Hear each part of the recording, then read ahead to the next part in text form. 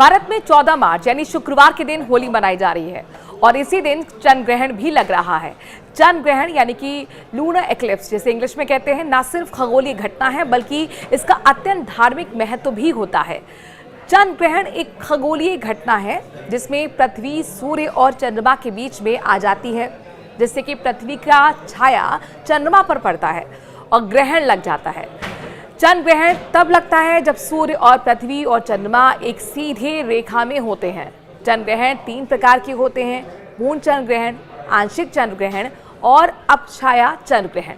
14 मार्च को लगने वाला चंद्र ग्रहण किस तरह का होगा, कहां से दिखेगा और भारत में इसका सूतक काल मान्य होगा या फिर नहीं, चलिए आपको हम बताते हैं।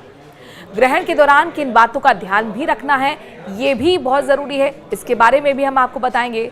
होली के दिन साल का पहला चंद्र ग्रहण लगने जा रहा है। ये चंद्र ग्रहण 14 मार्च को लगेगा। ये पूर्ण चंद्र ग्रहण होने वाला है और जिसे हम ब्लड मून भी कहते हैं। ब्लड मून चंद्र ग्रहण के दौरान चंद्रमा का रंग लाल या गुलाबी हो जाता है। ये घटना तब होती है जब पृथ्वी की छाया चंद्रमा पर पड़ती है और पृथ्वी के वायुमंडल में मौजूद धूल और जलवाष्प यानी कि पानी की गैसें चंद्रमा के प्रकाश को लाल रंग में बदल देते हैं। इस चंद्र ग्रहण का समय भारत के समय के मुताबिक 14 मार्च सुबह 9:27 से दोपहर 12:28 तक है। भारत से चंद्र ग्रहण दिखेगा या नहीं, चलिए इसका जवाब हम आपको दे रहे हैं। जिस समय चंद्र ग्रहण लग रहा है उस समय भारत में दिन हो रहा होगा और ऐसे में इस चंद्र ग्रहण को भारत से नहीं देखा जा सकेगा। अब सवाल है कहां से चंद्र ग्रहण नजर आएगा। चलिए इस सवाल का जवाब हम आपको देते हैं। 14 मार्च को लगने वाला साल का पहला चंद्र ग्रहण ऑस्ट्रेलिया, वेस्टर्न अफ्रीका, यूरोप, प्रशांत महासागर, अटलांटिक, आर्कटिक महासागर, नॉर्थ अमेरिका और साथ ही साउथ अमेरिका से नजर आएगा। अब सवाल ये होगा आपका कि क्या होली पर भारत में चंद्र ग्रहण का सूतक कालमान होगा या फिर नहीं, और ये बेहद ही महत्वपूर्ण सवाल है।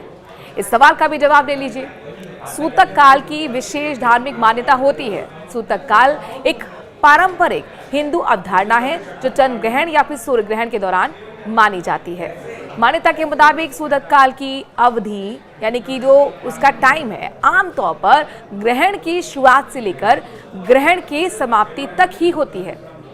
इसके अलावा कहा यह भी जाता है कि सूतक काल ग्रहण लगने से 9 घंटे पहले शुरू हो जाता है।